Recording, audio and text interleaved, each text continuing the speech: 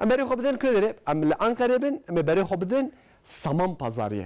لانقره saman pazarı وکه کولانا هنریه و هر جوره هنرین بری جیت دهنه مجی بری خدا دکانه که کو خالی و کلمن برته تعمیر کرن کام به هفره تماشا بکن اف هنر دستین هسته و د پیواژوی که چوا دا در باست به ام به هفدورا ببینن هر وا اف نوچه حوالامه یا حنیفه چکریه که دکا گلکی خوشه و هنرا دستا به چوای بیه چوا در باست به پیواژوی که چوایه کرم کن ام لگل هفدو ببینن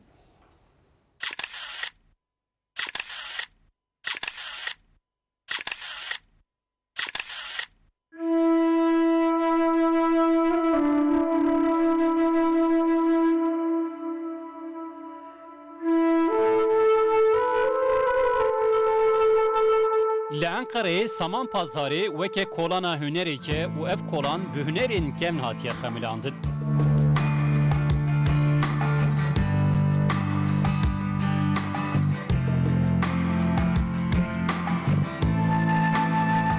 Yek jivan hüner anjî tamirkirina xalî û kilimên berê.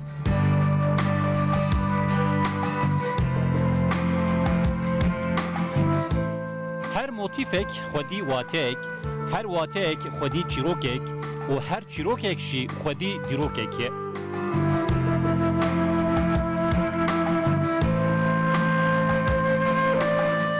Ev xalî û kilimên kem ji her deverê tên berhevkirin. Ji devera Qarabağ, Entap, İran, Van, Colemêrk û Diyarbekirê.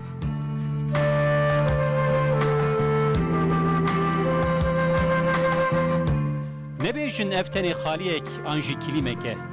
Hemû jî xwedî çîrokek ne.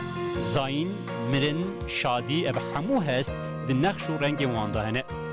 Ev xalî û kilîmên kevin di çar aliyê Tirkiyeyê tên virê bi keda destan û bi nûran çavan li vir tên tamîr kirin.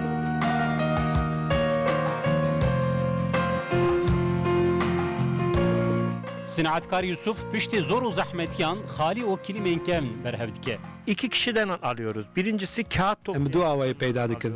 Yek ji kesên ku paxizan berhev dikin, ya din jî ji kesên ku xaliyê makîneyê û yên destan teqez dikin. Ew berhev dikin, em jî buhaya nirxên wan çi be didin.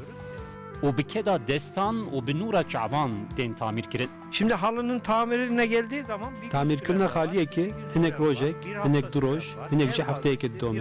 Herî zêde hefteyekê didome. Lê diyar nîne li gorî keda li ser xaliyan digohore.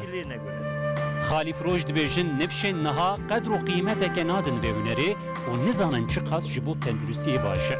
45 yaş üzeri insanlar bu. Kesên ku emrê wan ser çil û pêncan e, qîmetê din van xalî û kilîman. Ji ber ku xaliyên makîneyan bêtir xweşik in, ciwanên niha qîmetê nadin xaliyên destan û nastînin. Di xaliyên destan de boyaxên sentetik tune ye, boyaxên reng heye. Ji ber ku di xaliyên makînê de boyaxên kimyewî heye, dema ku ew xalî û kilîm di malê de hatin raxistin û tevî germe ve weçaxê nexweşîn çê dike. Nifşên nû viyan zan. Genç nesil bunu bilmiyor.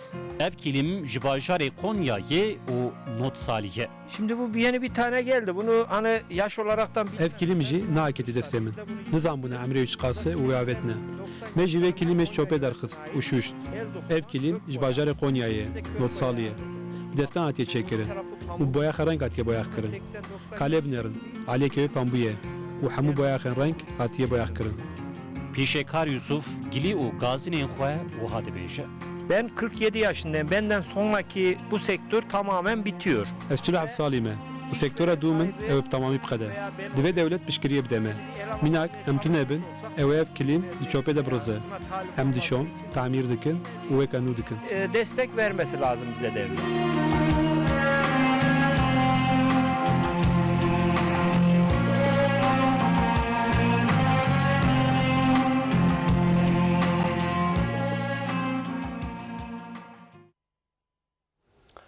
کلیم هر وها به وی رنگی کو تین خملاندن کو تین تعمیر کردن هر وها دستی حنیفه صاحبه کو خبر کوسا چکیده